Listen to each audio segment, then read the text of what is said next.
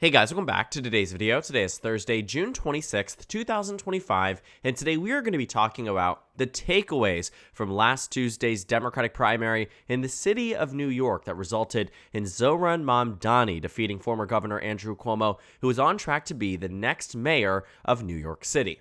Now, the 33-year-old assemblyman, who represents a huge chunk of the progressive left, has won this Democratic nomination for mayor on the first ballot and will likely do so in the subsequent ballots through ranked choice voting, but came in first place on the first round vote share that really shocked many people across the country. And the reason it did so was because, for a variety of reasons, there was this expectation that Andrew Cuomo would come into this primary and ultimately remain victorious. From the beginning, he started out as a frontrunner, and by election day, the expectations were that Cuomo would win. Now, Mamdani, who polled just 5 months ago at 1% across the city, ended up winning 44% of the first round vote, which means by the time you go through the ranked choice tabulation, based on all the metrics and all the cross endorsements, Zohran Mamdani, more likely than not, will be winning by a margin of anywhere from 10 to 12 to maybe even a 14-point margin over Andrew Cuomo. And this victory certainly did not come easy. But there's a lot of things that we really can take away and understand, and I think the New York Times did a good job at really breaking down 5 primary takeaways. Obviously, there's always going to be many more that you can learn from a primary and an upset as large as this one, but the ones they've really boiled down into do help us really tap all parts of this campaign, all parts of his candidacy, all parts of what might matter now in New York City and beyond.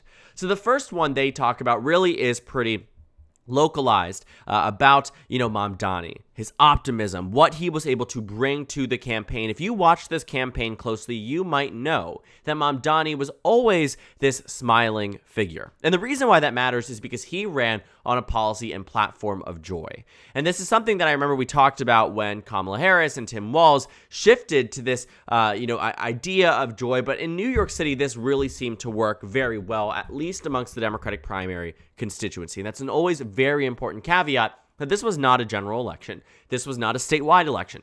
This was an election in the nation's largest city, 100%, and Mamdani's victory is nothing short of an amazing accomplishment, especially given where he had started off.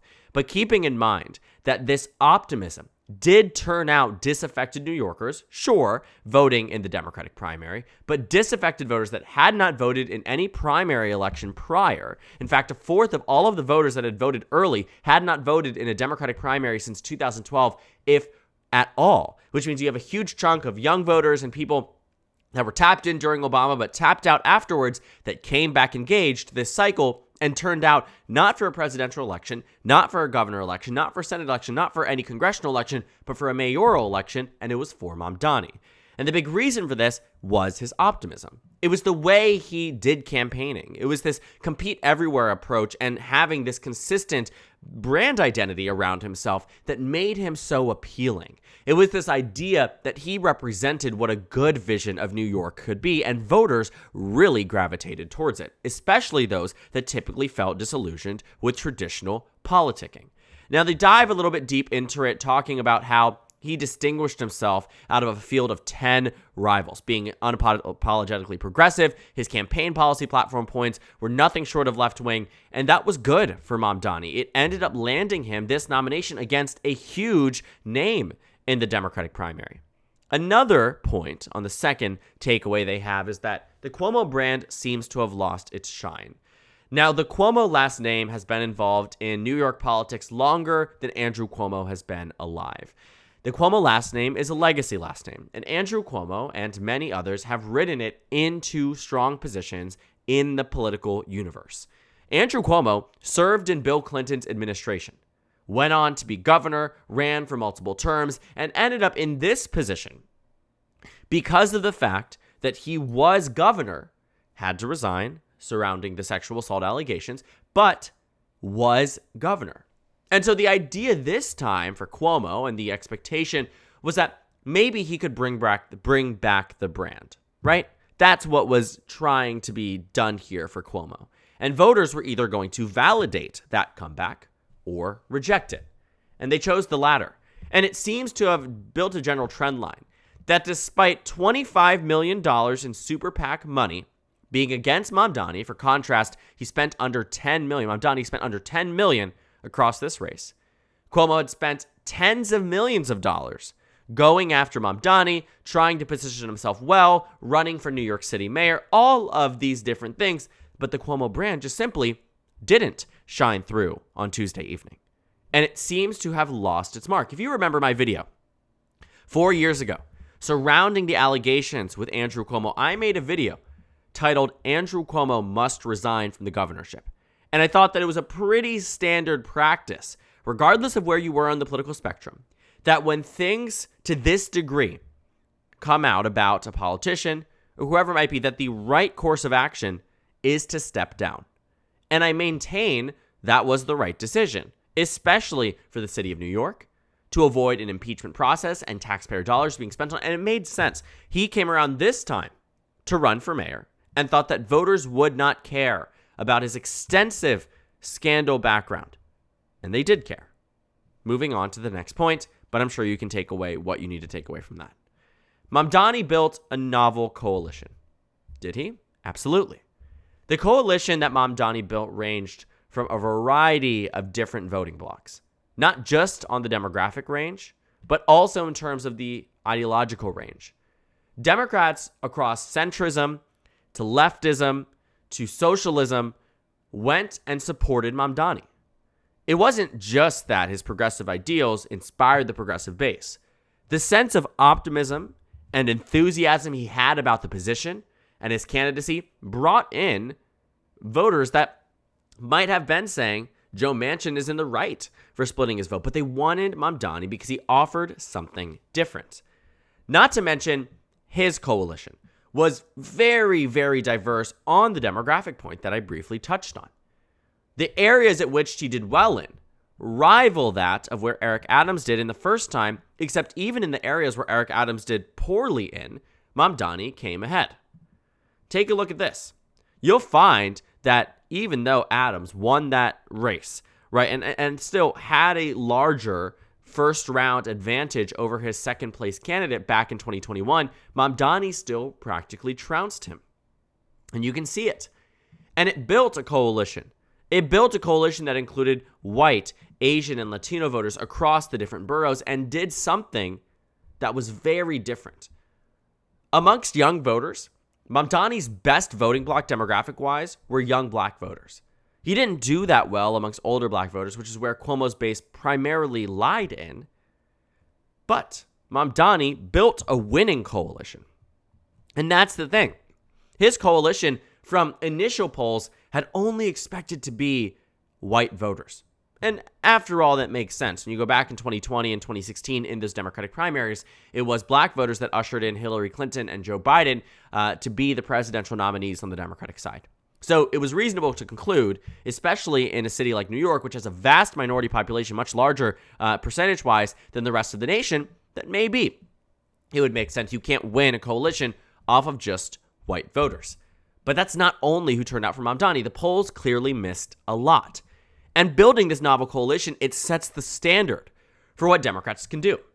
They can bring in a lot of voters that might look very different than one another, all under this big tent. And not to say that they haven't tried. I think that's, very much not the case. I think every single presidential campaign has tried. I think Biden in 2020 had probably one of the largest, most diverse coalitions, but same thing, right? That was a campaign looking at, you can say there are things to be learned from that, the same thing with Mamdani. And clearly it was right for this city, and it was right and able to take on a big name like Andrew Cuomo. Now, the next point is to Mayor Eric Adams, who has decided that he's going to be running as an independent because he did not believe he could win the Democratic nomination for mayor. And he was right. He would have gotten 4th, 5th place. Voters on the Democratic side have a lower approval rating for Eric Adams than voters on the Republican side. But the thing that complicates this a little bit further is that the New York City regular election isn't one that is just going to contain Mamdani and Eric Adams.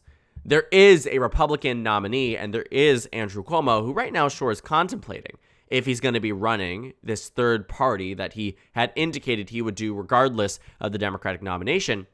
But Eric Adams right now did get the opponents he hoped for. Eric Adams right now is based on who he wanted. Did not want to run against Andrew Cuomo. Did want to run against Mamdani. But here's the thing.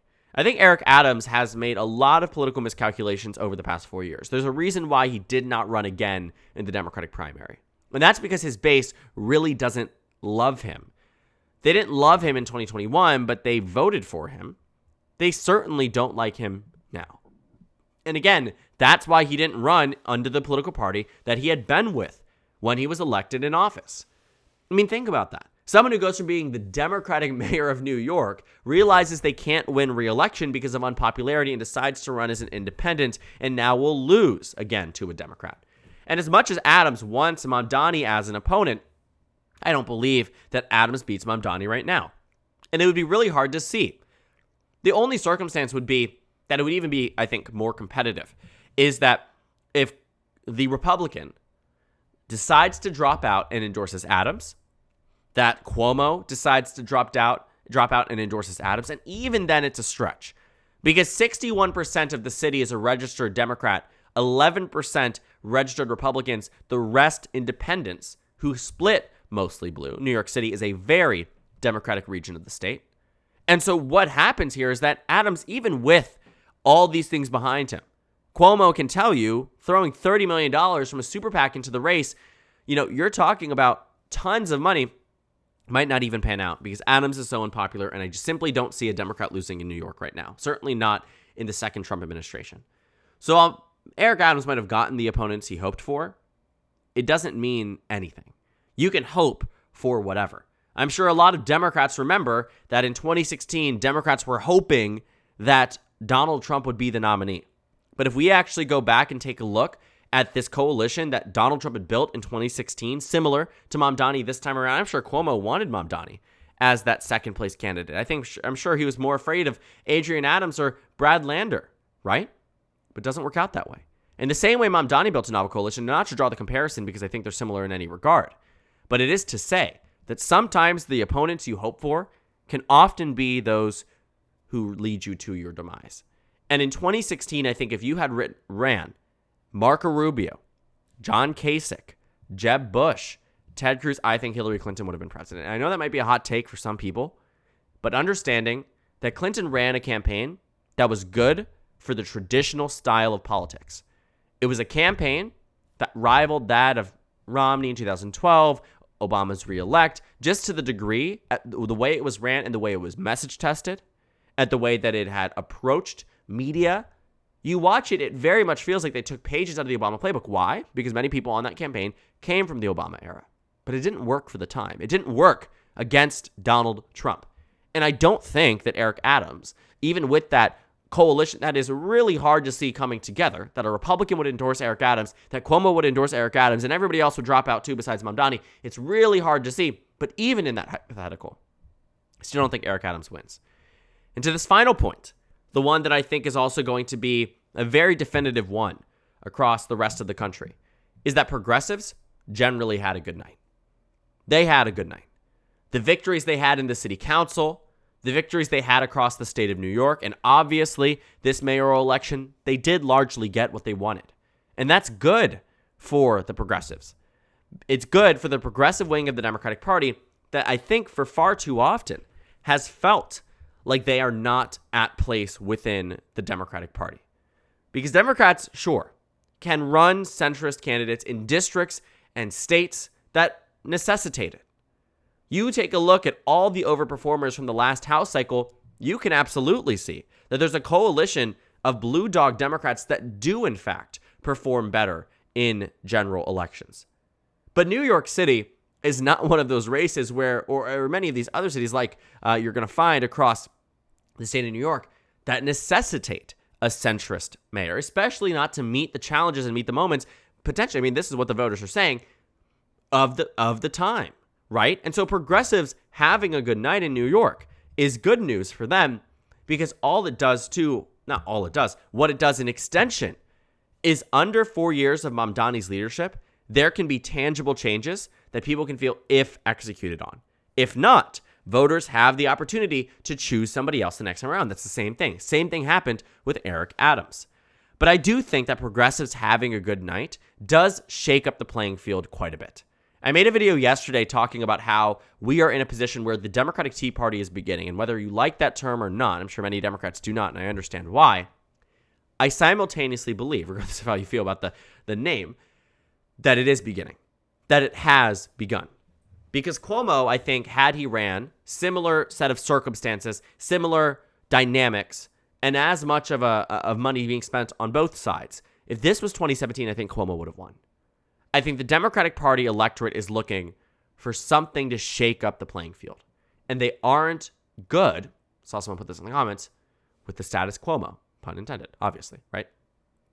And so I think that's where you find that coalition, again, like I said, where there might be some voters out there who are more towards the center, would identify as people who are Biden Democrats, Clinton Democrats, Obama Democrats, and weren't entirely on board with freezing the rent or other policies that Mamdani put forth, but wanted him to be mayor because of the message that it sent, not just to Cuomo, but to the national party about where voters are and what they want to see moving forward. And so that's a combination of things that led to progressives generally having a good night. So there's a lot of takeaways that we can extend far beyond what we already discussed.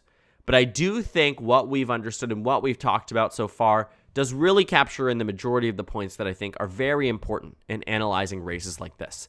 Because the New York City mayoral primary, while seemingly inconsequential as it is a mayoral election, the New York City population is larger than 38 states in the nation. And what happens in New York City does have impacts on the national scale. It shifts states like New York. It turns House districts from blue to red and red to blue. And there are direct impacts of the mayor's office on national politics because of how large this city is. It's not often that mayors can meet with presidents of the United States, but the New York City mayor can, should they want to. And these are the things that happen because of the fact that this city is so populous. It has a huge impact. It has a huge influx of residents time and time again. Millions upon millions upon millions of people, 8.3 million today, live in this city. And so I think there's a lot that you can take away from this mayoral race, but I think we've covered the majority of the things that I think are extremely important, and I urge you to keep those in mind as you see more analysis of this race, as the data becomes more concrete, as we reach next Tuesday, when the final ranked choice tabulation is completed. A lot of data to take a look at with Mamdani, and a lot to learn from on the national stage for Democrats, Republicans, independents, and just generally anybody interested in the political strategy, because Mamdani clearly did something very, very right. So thank you guys so much for watching this video. Make sure to comment down suggestions below. Subscribe on the left if you haven't already, and check out the Instagram and Twitter. At the bottom left of the screen, there's also a Discord server for you to go ahead and join. On the screen, there's a video for you to watch, and then a playlist from a 2025 election analysis videos. Again, thank you guys so much for watching, and I will see you all later today.